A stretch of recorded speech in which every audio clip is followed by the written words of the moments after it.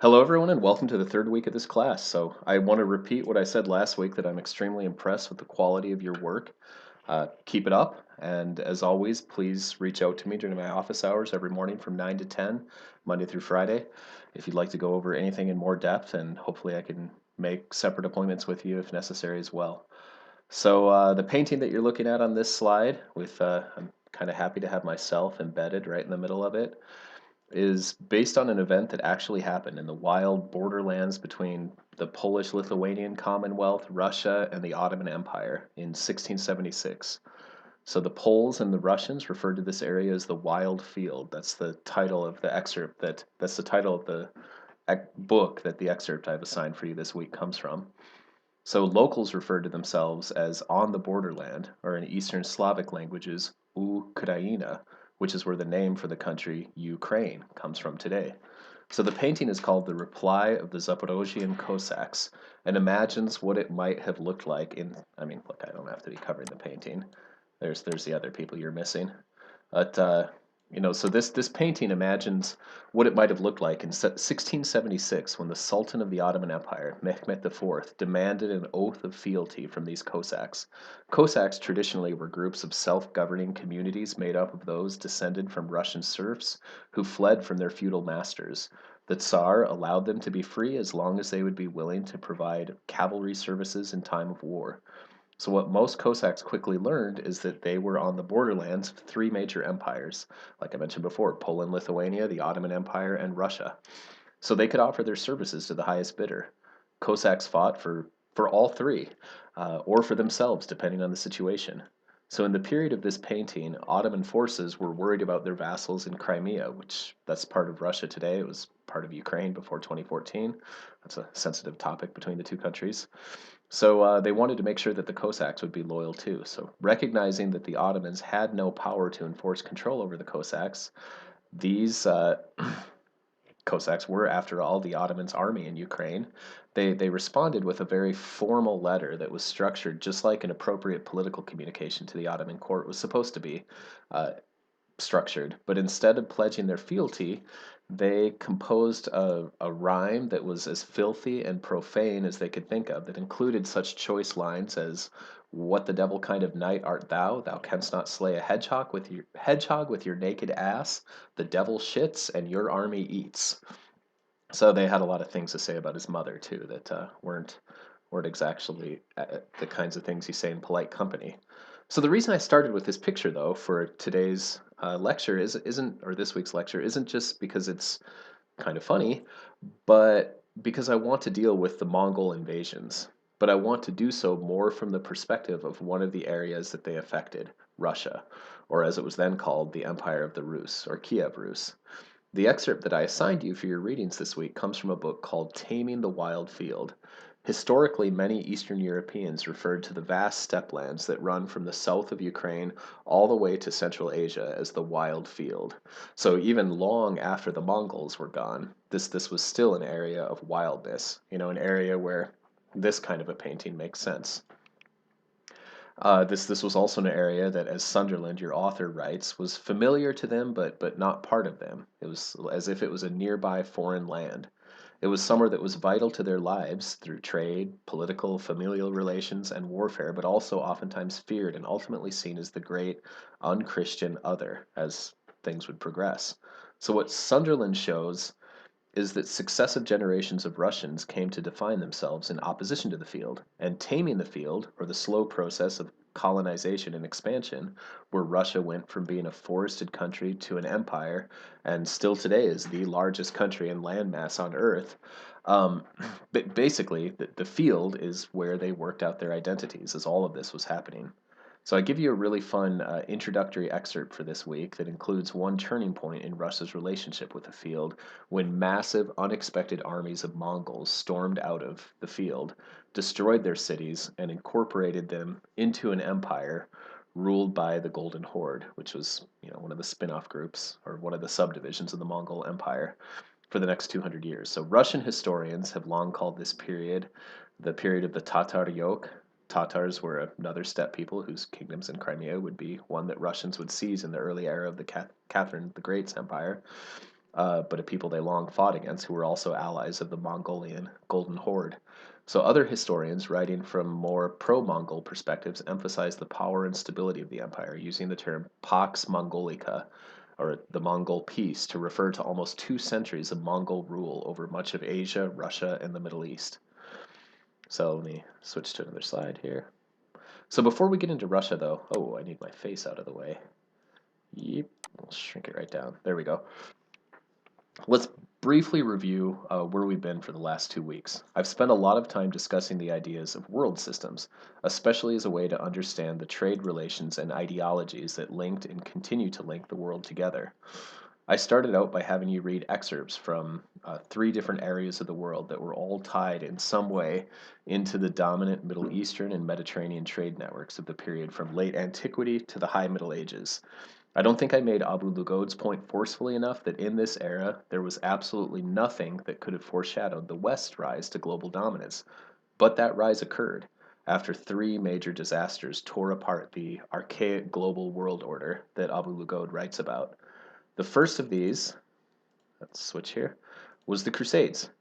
Your reading looked at them from an Eastern perspective. In my presentation, I added a good deal on the politics of the dominant areas of Western Europe, especially the Frankish empires, then France, which would be critical to the First Crusade. Oh, my face is in the way again. Here, we'll make my face a little bigger here. I told you this Song of Roland and actually appreciated some of your responses on it. Something that it's more of a morality play than I gave it credit for being. I believe last week I just said that I was bored out of my mind by this weird medieval play, but I got the sense from looking at your bonus questions that some of you actually liked it. That's cool. So this week we'll deal with the Mongol invasions, and next week the Black Plague. This map right here nicely, there we go, nicely shows that, I'm going to have to get my face out of it. Let's put me over there. All right, so this map nicely shows the starting point of your reading for this week. It shows Slavic tribes right before several Slavic kingdoms formed. This is the era when the Carolingian Empire of the Franks was emerging in the West. We talked about that last week. The Khazars had a large empire in the Don region. I think you can see my cursor right down here, the Khazar Khanate. And it went into the Caucasus. Western Rome was still ruled by the Lombards. This is before Leo the Third, or before Pippin the Third would make his deal to free this area in exchange for recognition for his kingdom by the Pope. And Eastern Europe, or the Byzantine Empire, which is beyond the scope of this map, was in this period still trying to negotiate people they considered barbarians on all of their borders, as well as the sophisticated Islamic empires that were just starting to emerge in the south and east. So in this map, Slavs are in the empty space. They're in the empty white, really trying to denote that they didn't have any established settled kingdoms yet. Slavs today are a broad ethnic and linguistic group. There are a good number of Slavic countries in Eastern and Southern Europe, ranging from Macedonia, which is now called North Macedonia in the south, and Bulgaria, all the way up to Poland, Belarus, and then Russia in the east, with lots of Slavic countries in between. Some of the early kingdoms to emerge would be named after tribes, and some still exist today. So in the south, Croats would form Croatia, Hrvatska in Croatian. Serbs would form Serbia. There was the Carantanian kingdom is basically the precursor to modern-day Slovenia, or at least the Gorenska portion of Slovenia.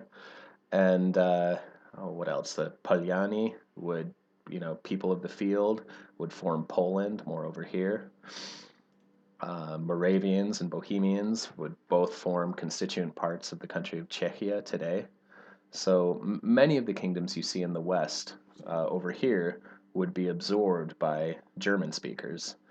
Today there are still some minority Slavic languages like Sorbian inside of Germany, but for the most part, no. And then in the East, the Derivyani, or people of the forest, would form the core of the Kiev Rus Empire, which we're talking about right now, which would eventually move to Moscow and become Russia, incorporating all of the Slavic groups in this area. So there's a giant country here today called Russia.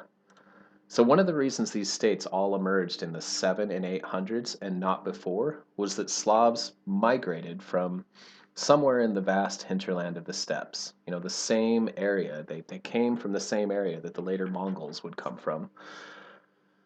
Oh, a virus update for me. Okay. Seeking better areas to farm, raise their livestock, following on the heels of Germanic migrations, which went before them. Europe has had some major waves of immigration throughout its history. Roughly 2,000 years before the Common Era, the first waves of Indo-Europeans came into Europe, bringing the Greek and the Italic, the Romance languages. Small language remnants like Basque, the Etruscan people, the Illyrians, tied to modern day Albanians, those predate these migrations. They were followed by Celts.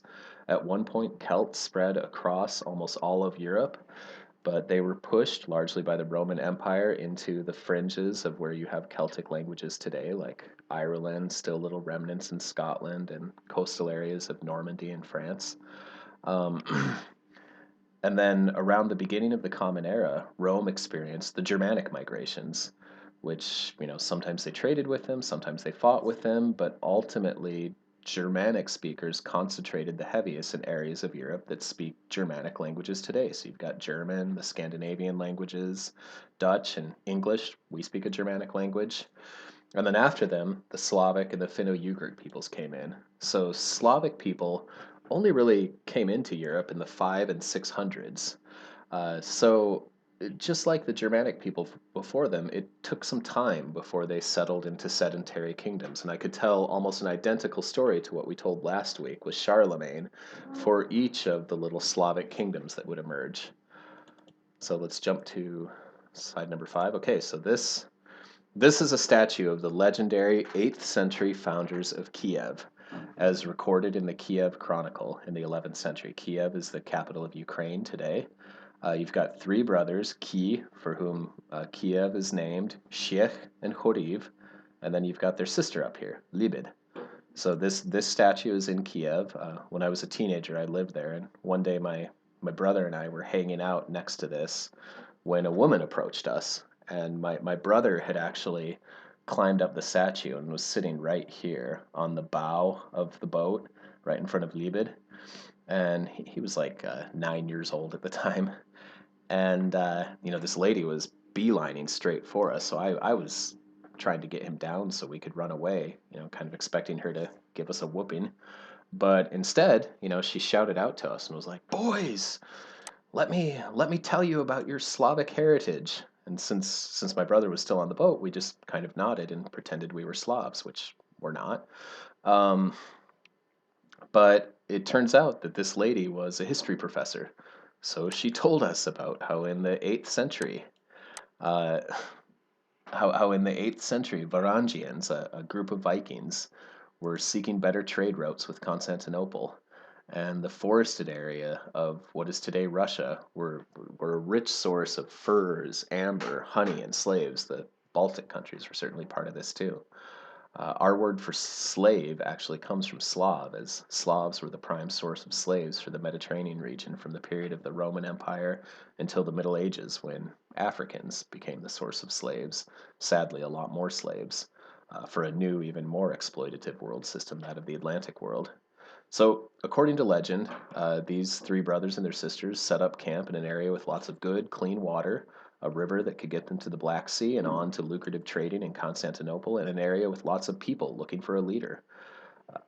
This is, this story, I could have absolutely assigned it with your readings on the first week for Timbuktu or London. Timbuktu, London, the Red Sea area, Kiev, they were all trying to be part of the same lucrative early world trade markets. So the reality of just wanting a leader was a lot more bloody than the Kiev Chronicle makes it out to be, which was written in the 1100s. The people in Kiev and other tribal leaders would request the rule of Rurik, a Varangian, who had built the city of Novgorod, which to the north. That city is still in Russia today. It means new city, which is kind of funny because it's probably the oldest city in Russia. But this kingdom that was eventually founded by Rurik in the city founded by these four prospered and began to incorporate more and more Slavic tribes into it. In 988, the kingdom converted to Christianity and would follow the Patriarchate of Constantinople as their spiritual home. And the story of how that conversion happened is included in the Kiev Chronicle and is a really fun legend that I think shows how Kiev could easily be compared to Timbuktu, London, or anything else. So, here, I'll skip ahead too. In the 980s, Vladimir, the king of Kiev Rus, decided that he needed to find a religion for his people. They had a oh whoa, I gotta move my face out of here. We'll go up here into Russia. So they had a traditional Slavic and pagan religion, but in the business world of the late 980s, people didn't want to do business with pagans. So Abraham ben Yiju, for example, wouldn't have been able to get a pagan excommunicated for shafting him in business. So with Kiev becoming ever more powerful, it was time for a religion. So according to the account, Vladimir went first to the Khazars, down here, which was a Jewish kingdom. He liked what he learned about Judaism, though thought it would be a good religion, but didn't want the religion of a people who had been exiled from their land and lost their temple. He reasoned that God probably didn't favor them anymore. So next, he went to Islamic lands. He went into the Abbasid Caliphate and learned about the glories of the Islamic world. He also went to see the Volga Bulgars, who were over here. They had a kingdom, and they were Islamic. They were a Turkic tribe. So as he went into the caliphate, though, he was impressed by what he saw, but before he converted, he learned that Muslims don't drink alcohol, and he apparently had to explain that Russians couldn't live without alcohol. It was their joy. So he passed on that religion. Vodka was even a thing back then. So next, he went all the way to Rome and was impressed by St. Peter's Basilica, but found Mass so boring that he fell asleep during it. And as far as he was concerned, Russians shouldn't have a boring religion. So his final destination was Constantinople, Istanbul today. He went inside the glorious cathedral of Hagia Sophia, felt angels singing to him. Orthodox Christianity would be the religion of the Russian people. So he returned to Russia and in one day baptized the entire city of Kiev, then began to use Christianity as a reason to expand the empire against still pagan Slavs. So it's a fun story. It could be completely made up. Even if it is, it really tells you a lot about the early Russian state. Why would they choose the religion of Constantinople while making fun of Roman Catholics? Well, Constantinople was their number one trading partner, so why not pick their religion? And the Catholic Swedes and Poles were among their biggest competitors. Given the early tension, even before the split between Rome and Constantinople, it's understandable that the chronicler would mock it. Remember, the chronicler is writing in the 1100s. Yet there was no reason to mock either Judaism or Islam. Neither religion or its people were imagined as a threat at that point in time, and neither was really seen yet as the antithesis of Christianity.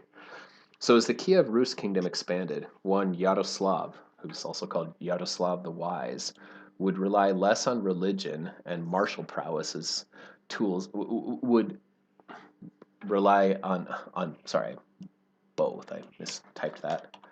Would rely both on religion and martial prowess as tools of cohesion, showing the stability that would come with to all who joined his kingdom. His policies helped the kingdom expand until it was huge, incorporating much of modern day Ukraine, Belarus, and a large chunk of Western Russia. Uh, and many of the policies that he did were to mimic the glories of Constantinople, to essentially build the kinds of beautiful churches in Kiev to make it seem like Kiev was a mini Constantinople. So one benefit of being part of Kiev Rus was protection against the slave trade that was going on all along the borders of the Kiev Rus Empire. So I'm going to tell you another story from Kiev. Growing up, my brother and I often tried but never really succeeded at selling stuff in the street. One day we decided to try selling things at the tourist hotspot of Andreevsky Lane, or Andreevsky Spusk, which is it's one of the most historical areas of the entire city, historic areas of the entire city. I've got a couple pictures here. There's two pictures of street vendors who are very successful, and then right here you've got this empty lot. So they, they were successful because they knew what they were doing. They were business people. My brother and I were not. So my brother and I, we tried to sell here one day, and we didn't have the permits to be able to get a booth or anything like that. So we just went to this nearby empty lot, and we were trying to sell model airplanes and walnuts that we had picked downtown, and this in the middle of it, this old lady came up and just started screaming at us and hitting us with an umbrella, talking about what disrespectful little turds we were. And in the middle of her rage, we noticed her pointing to a small plaque that mentioned 800 people who were killed on the spot where we were standing when they were trapped inside a church that was set on fire and collapsed in the year 1240, right where we were hawking our crap.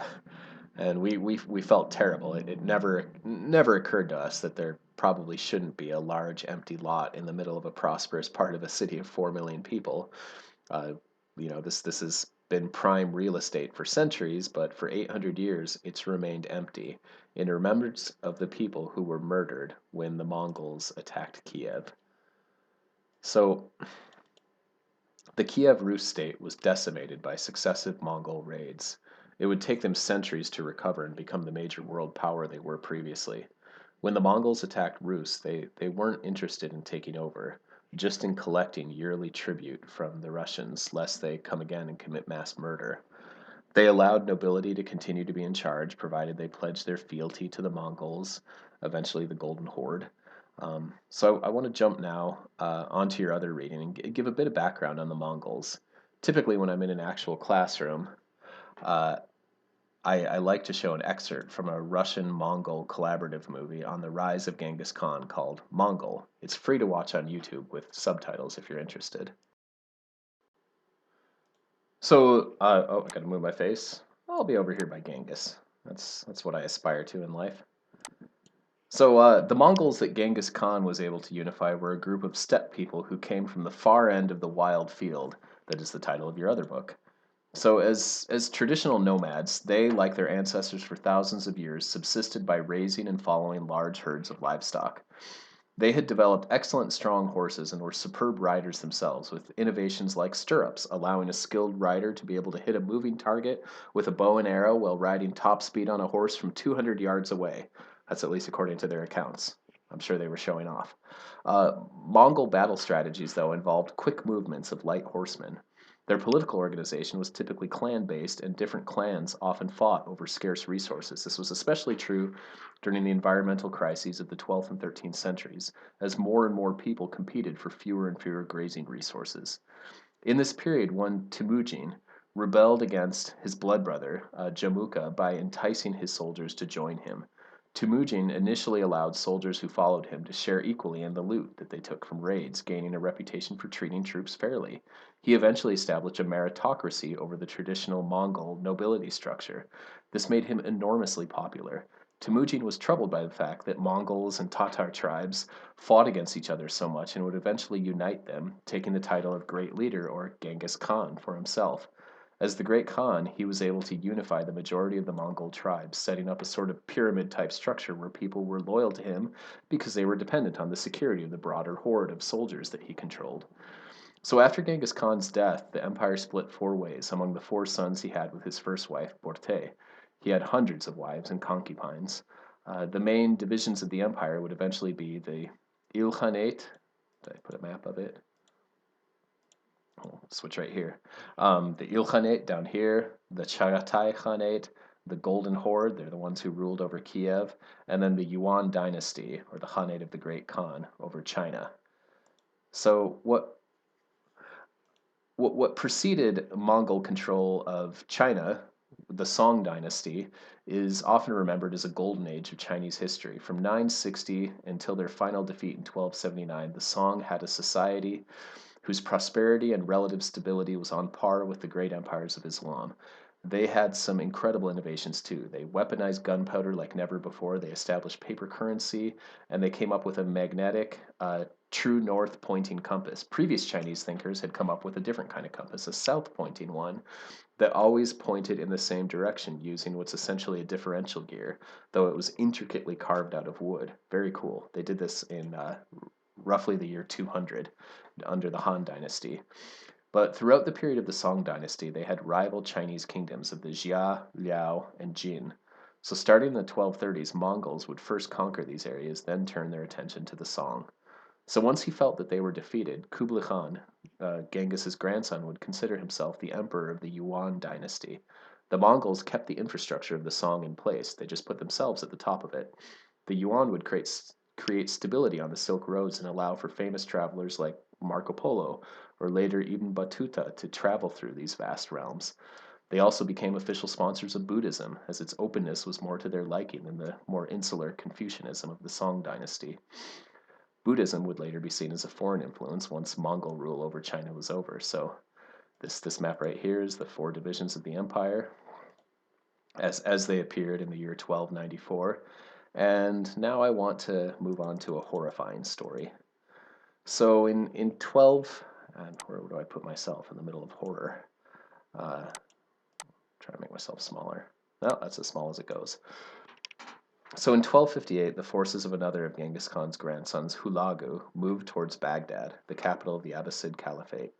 The Caliph himself was oblivious to the threat they posed. He assumed that the Abbasids were still the glorious empire they had always been, and boasted that people from as far away as Morocco and Egypt would come to their defense. They didn't. The Seljuks were the new Islamic powerhouse, and they and the Fatimids in Egypt were far more worried about defending themselves from the Mongols than wasting troops in a defense of Baghdad.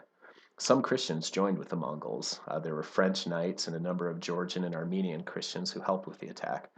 But given the prevalent medieval logic that if a city refused to surrender, once captured, its people deserved no quarter, the bloodbath, when it adequately defended Baghdad, was seized after a short siege, was one of the worst ever seen in the Middle East. The once glorious caliphate seemed doomed. The caliph himself was wrapped in carpets and trampled to death by horses so he wouldn't have the dignity of having his blood spilled into the earth. 200,000 men, women, and children were murdered. Animals were slaughtered, even pets. One scholar wrote of the destruction that the Tigris River ran not red with the blood of victims, but black with the ink of scholars, as the Mongols destroyed the massive libraries of the city. Others lamented the blood. Baghdad would become a wasteland, in part due to exorbitant Mongol taxes levied on the few survivors. But the memory of this destruction, it lives on. Somewhat recently, Osama bin Laden, certainly not a representative of actual Islam, but someone familiar with its culture, of course, would lament when the U.S. attacked Baghdad in 2003 that their attack was worse than Hulagu. And everyone knew what he was talking about. So I should point out, too, that not all Mongols approved of this. Hulagu, leader of the Ilkhanate, would find himself in a civil war with the Chagatai and Golden Horde after his attack on Baghdad.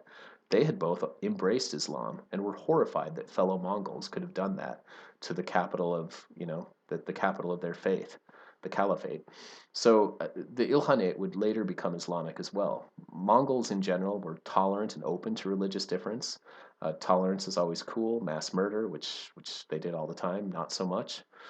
Okay, so to review, the Mongols, they're the second of the big disasters we're dealing with, and they destroyed three of the great empires of what we've been terming in this class the archaic globalization period: Kiev, Rus, Song Dynasty China, and the Abbasid Caliphate. They also created the largest empire in history as far as landmass, either before or since. Their light administration from the top, with an emphasis on security, allowed for trade to reemerge and prosper.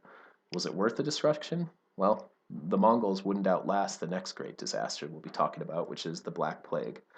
So that's it for week 3. As always, reach out to me if you have any questions, and good luck with these bonus questions. I'll try and pause on them for a second so you can hit pause and look at them. All right, thank you. Have a good week.